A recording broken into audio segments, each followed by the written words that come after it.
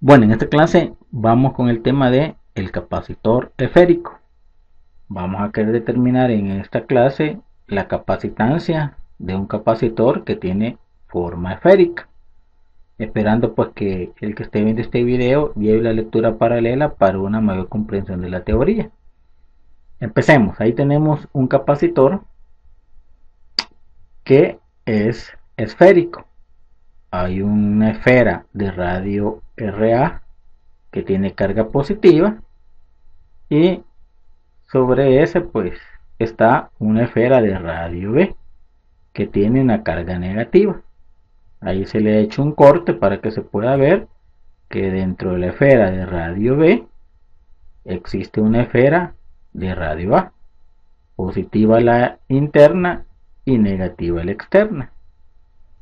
Y se nos pide que encontremos la capacitancia de este capacitor que tiene forma esférica. Entonces empecemos a querer determinar su capacitancia.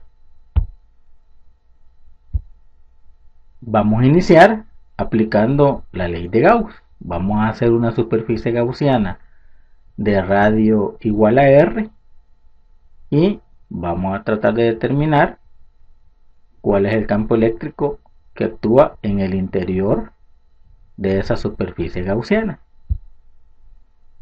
Integral cerrada de campo eléctrico por diferencial de superficie es igual a la carga neta encerrada dividida entre la permeabilidad del vacío. Ya vimos por clases pasadas de la ley de Gauss que el campo es constante cuando hacemos una porción y analizamos una porción de esa superficie. El área es plana y el área de la superficie gaussiana, que es una esfera, 4pi por el radio al cuadrado, va a ser igual a la carga neta encerrada dividida entre la permeabilidad del vacío. Al despejar tenemos que para esa superficie gaussiana el campo eléctrico tiene esta estructura matemática: la carga Q, porque es la carga que está encerrada, dividida entre 4pi epsilon sub 0 por el radio al cuadrado. No es nada más ni nada menos que el campo eléctrico debido a una carga puntual. Entonces, si en el interior existe un campo eléctrico y se comporta como una carga puntual, también en el interior va a haber un potencial debido a una carga puntual. Entonces el potencial en el interior va a ser igual a la carga Q dividido entre 4pi epsilon sub 0 por el radio R. Ese sería el potencial en el interior de esa superficie gaussiana. Entonces, como ya tenemos el potencial, vamos ahora también a trabajar la diferencia potencial que existe entre esas dos superficies, la superficie de radio A y la superficie de radio B. El potencial de A respecto a B va a ser igual al potencial de A menos el potencial de B. Entonces nos quedaría que el potencial de A respecto a B va a ser igual al potencial de A, nos quedaría la carga Q dividida entre 4pi epsilon sub 0 por el radio A menos el potencial de B, la carga Q dividida entre 4pi epsilon sub 0 por el radio B. Vamos a sacar factor común y el potencial entre las placas de ese capacitor que tiene forma esférica de A para B va a ser igual a la carga Q entre 4pi epsilon sub 0 factor de 1 sobre el radio A menos 1 sobre el radio B.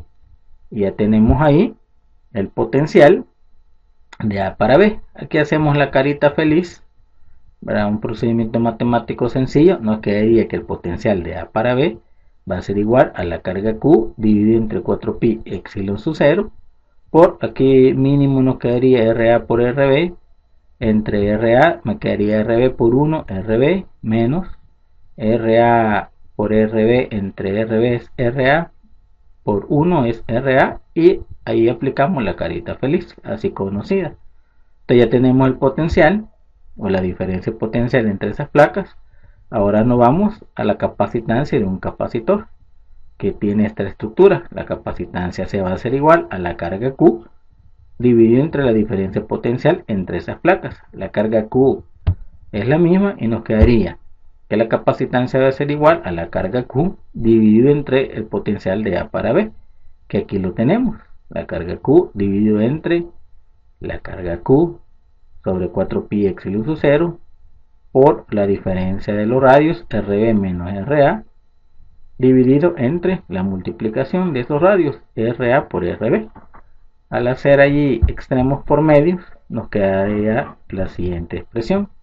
Su capacitancia va a ser igual a la carga Q por 4pi epsilon sub 0 por el radio A por el radio B dividido entre la carga Q por la diferencia de los radios R radio B menos radio de A.